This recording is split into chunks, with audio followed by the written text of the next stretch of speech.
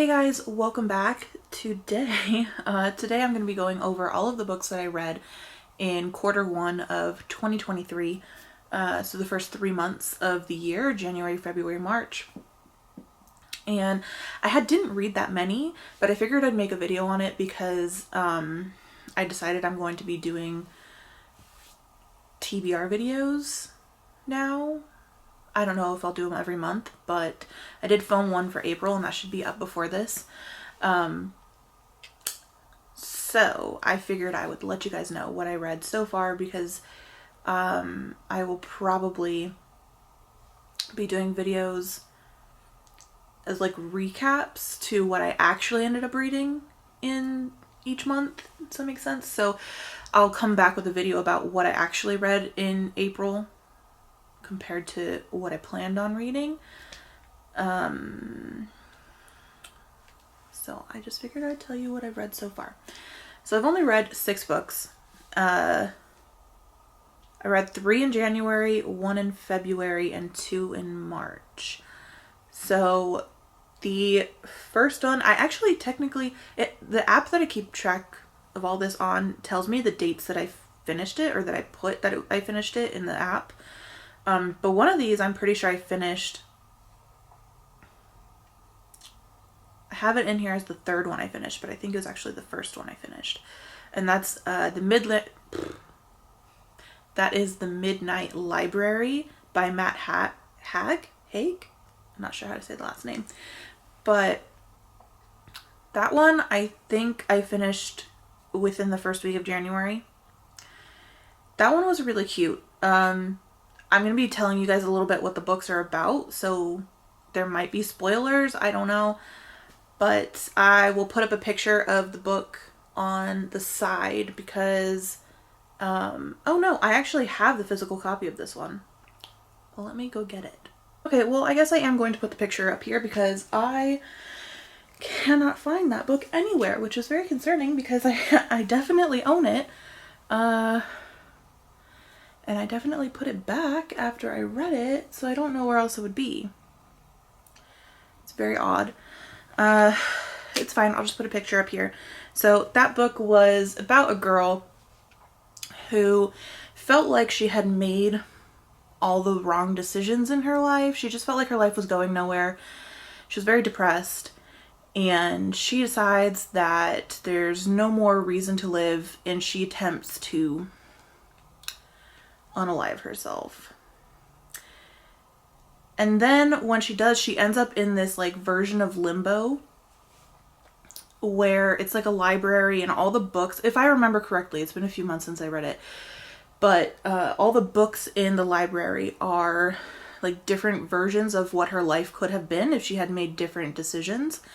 And so she gets to go through a whole bunch of these scenarios, or these alternate lives. She gets to live them. Basically, she gets to live them up until a certain point. Like, I think as long as the life that she's in is fulfilling to her, she gets to stay in it. But once she gets to a point where it's like she realizes that this version of her life isn't for her, then she's sucked back to the library. And she just goes over this over and over and over again until she well, I told you guys there would be spoilers, so just don't listen if you don't want them. She does this until she decides what version of her life she wants. I'll just say that. I'm not going to give complete spoilers. But that book was really good. I feel like I would rate that book a 5-star book. There was nothing about it that I didn't like. But yeah, that was really good. So I think that was my first one that I finished. My second one was Desperate Measures by Katie Robert. I did not like this book at all. Like, really at all. I think this book was, in my opinion, like a 1 or 2 star read.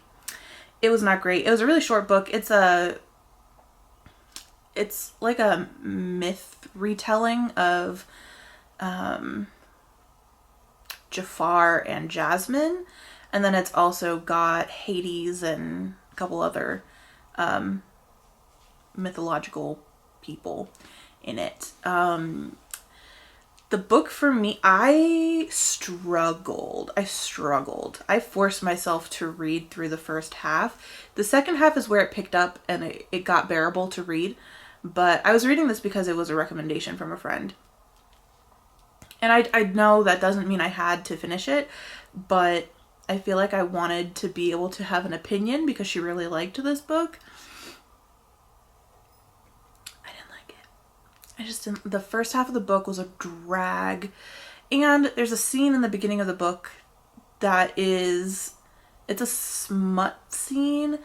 It's meant to be a CNC scene, but in my opinion, that point was very forced. And it didn't feel to me like a true CNC scene. It didn't feel right. It felt more like the author was like really trying to push and convince you that it was consensual. It just didn't, I don't know, all the psychological stuff going on in the background during that scene, to me, made it so that there was really no way for it to be truly consensual. It just rubbed me the wrong way. I didn't like it. It gave me the ick. About halfway through the book, it picks up with the smut again, and it got better, but it didn't get good. I feel like the first half was painful to get through, and the second half was smut for the sake of smut. I feel like there wasn't really any character development. The main character made a lot of really dumb decisions that just like honestly didn't make any sense. And I don't know. It was just bad. It was just bad. I mean, if you liked it, that's fine. But for me, it was just not great. And I think this is a part of a series, but I have no interest in reading any of the other books. The third one was A Lesson in Vengeance. That book was amazing. I think I rated that one a 4.5. 4.5 out of 5 stars. Let me see if I can see like the notes that I wrote on it. Because I did write some notes on that. Let's see.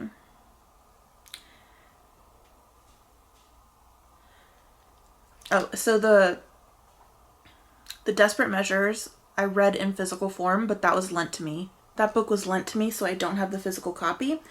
A Lesson in Vengeance I listened to on audiobook.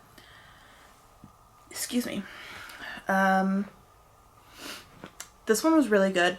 This was a dark academia about a girl who goes to an all-girls boarding school, and she comes back after being on like hiatus for a year because she was going through some mental health stuff after the death of her girlfriend. And this one was really good. I felt like I couldn't quite rate it a 5-star though, because there was just, let me see if I can find my notes. There was just something about it. Okay, so I said some parts felt, my notes are not very detailed, but I wrote some parts felt redundant, and the ending could have been better. I really didn't like the ending. I feel like there was like a epilogue type portion, whereas like time had passed and then there was another scene at the end. I feel like that either could have been omitted completely or it could have been handled a little bit differently. It just like was just weird. And I didn't feel like it was 100% necessary. And if it needed to be in there, it could have been done better. I felt like it wasn't too predictable, although it was a little bit predictable, but not to the point where it made it uninteresting. But yeah, I really don't want to say anything about that one. I just feel like saying anything about it is spoilers. But but it's really interesting because the main character, she went through a lot of mental health issues after the death of her girlfriend, and because of that, it's making it so she's not a very reliable narrator. So you never really know, and she never really knows, excuse me, she never really knows if her memories are 100% true and accurate. So you're kind of going through the story, and every once in a while, a memory that she thought she had is really not what she thought it was. So I do like that. That was very interesting. Okay, let's go back to all the books I've read. So those are the 3 I read in January. In February, I read the Disney manga, The Nightmare Before Christmas. Is it Mirror Moon graphic novel. And I am a huge Nightmare Before Christmas fan. I didn't like this that much. I thought this was a little bit cheesy, a little too juvenile. I mean, it's Nightmare Before Christmas. Like, it's not gonna, I didn't expect anything crazy or anything super adult, but I just felt like this wasn't what I thought it was gonna be. And maybe that's on me. Maybe that's my problem. But I felt like it could have gone darker. It just felt like a episode of Scooby-Doo.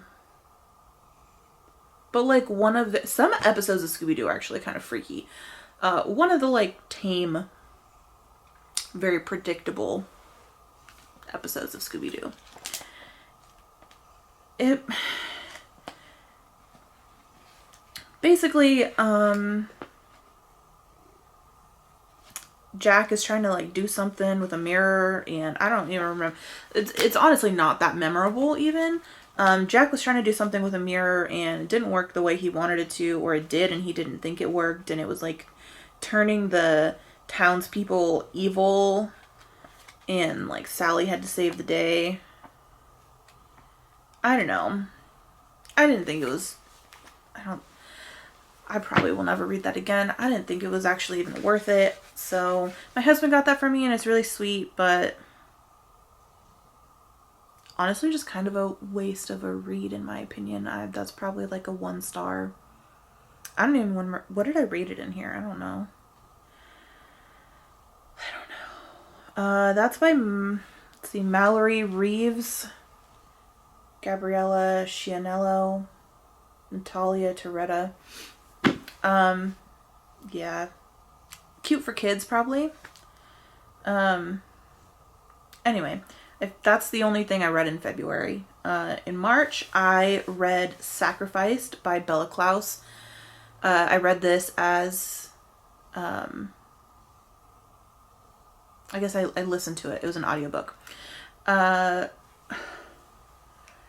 This was okay. It was interesting enough for me to want to continue listening to it. I feel like in the beginning it was a little bit slow, but then it picked up, and then it was really interesting to me. But then the ending really made me mad. So the main character kind of, something happened and the main character freaked out. And I'm honestly not too mad that the main character freaked out, because like in that situation, like that, what happened really seemed like she was being played and like she had been duped. And considering her past, it's understandable, but at the same time, I really wish she had just tried to talk about it and communicate. It's one of those situations where most of the problems not most of the like some of the problems in this book could have been solved just by communicating. And so I'm not a big fan of that type of like plot point. I don't know what you would call that. That type of conflict creation in a book.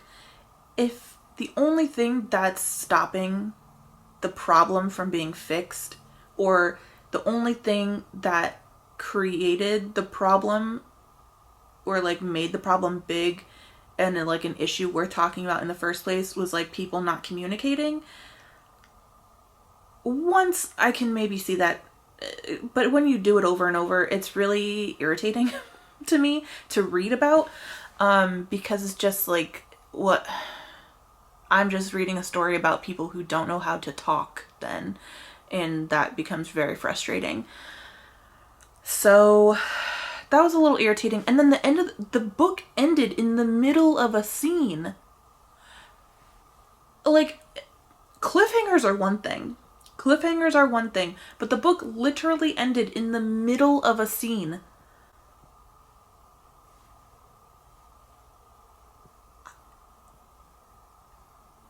Like, I want to find out what happens next, but I feel like that was a really like rude I don't know how to say it. Like, it felt a little rude for like that type of cliffhanger. I don't know. So I don't know how I feel about that. I'm probably going to read the second one or listen to the second one, whatever. But I'm honestly kind of upset about how it ended.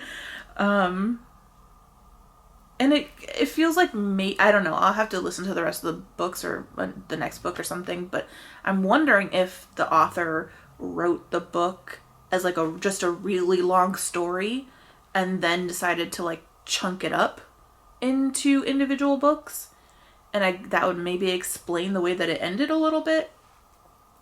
But like, I'm very very upset about that. But it's a werewolf book. I didn't even say that. It's a book about werewolves and other like creatures and stuff like that, but mostly werewolves. And this girl is like an omega or something. She's like, or lower than an omega. She's like way down there. Her dad used to be alpha, but then he got beat out, and I don't know, it's a lot. It's a lot. But yeah, that's a book. So I'll probably read the second one. It wasn't bad. I'd say I would rate the book probably about a 3.5. 3.5. Definitely interesting enough for me to continue. That's really all I have to say about that. I finished that in March, and the other one I finished in March, this is the last one, is Animal Farm, and I listened to this one on audiobook. Okay, so the last book that I read was Animal Farm, and I listened to that on audiobook.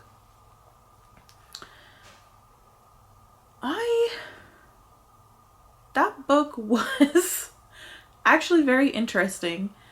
It's actually fairly short. I think it was only 3 or 3.5 hours on Audible. And it was, I don't know what I expected. I don't think I went in with any expectations. I had no idea what the book was about. But it is fascinating. Especially because I feel like it's maybe more relevant now than ever, or maybe it's just always relevant because humans like to go in circles about everything. But it was at times almost like painful to read because it was so aggravating and so frustrating.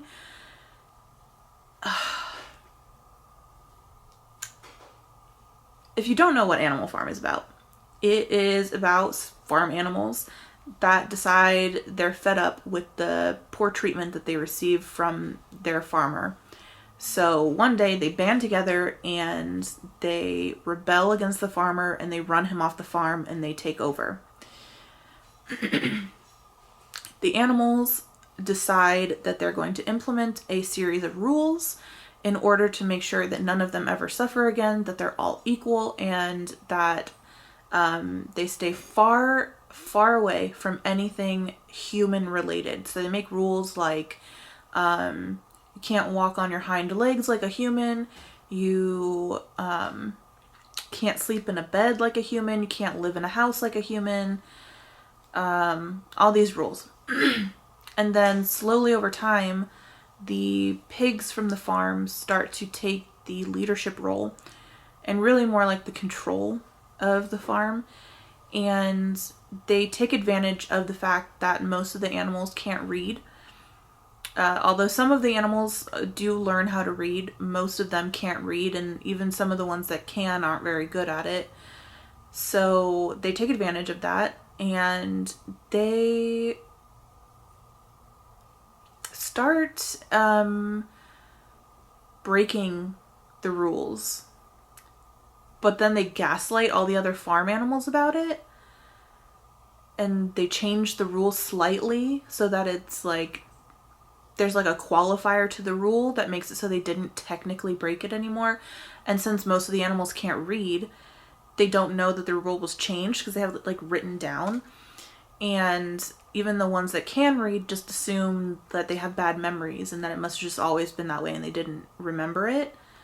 And then, oh my gosh, there's this part with the horse, with Boxer the horse. Oh my god, I cried. It's so sad. It's a very old book, so I don't think that me talking about it and giving spoilers is going to spoil it much, but I mean, I made it 31 years without ever reading the book, so, and it came out well before I was born. So I don't want to give too many spoilers, or really any, I don't know. I said there's going to be spoilers, but I kind of feel bad giving spoilers. You can just read the book. Just read the book. It's good. But yeah, I think that is probably a 5-star read. That's a really good book. And I'm kind of disappointed that it's taken me this long to read it. And part of the reason why I want to go through and read as many classics as I can, because I feel like I haven't read enough. I just want to read all the things. And lately I have been wanting to read Shakespeare. The only thing by Shakespeare that I've ever read was Romeo and Juliet, and that was in high school. And I don't think that I was capable of truly understanding all of it or appreciating all of it. So I definitely want to reread that. And I want to read a lot of his other works, although I'm finding it hard to find versions of his kind of more obscure works that aren't accompanied by a translation or an explanation of the work. I kind of don't want that. I just want the original work by itself. So, and I know like his more popular ones are really easy to find in that way, because you can find compilation books with his more popular works, but I want to read some of his more obscure stuff, and it's really hard to find those without the accompanying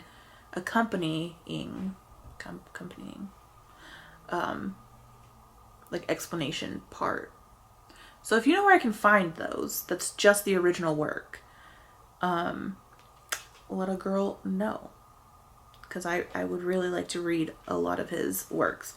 I feel like I'm at a point in my life where I can not only understand all of it, but also appreciate it, so I'm ready to read them. But yeah, so that's everything that I read in the first 3 months of the year. It's not much. I'm really hoping to pick up the pace from now on. I did make an April TBR, so if you're interested, you can go back and watch that. That should be up already. I've already finished one of the books from that. I'm almost done with the second one. There's a lot more on that list than that, and we're almost halfway through the month, so I really need to pick up the pace. But yeah, anyway, that's it. I hope you guys enjoyed the video. I hope you enjoyed seeing what I read. Let me know what you guys read so far this year. And if you have any recommendations for things to read, I would love to hear about that as well. So leave those in the comments. And yeah, if you enjoyed the video, give it a thumbs up, subscribe if you haven't already, and I will see you next time. Bye.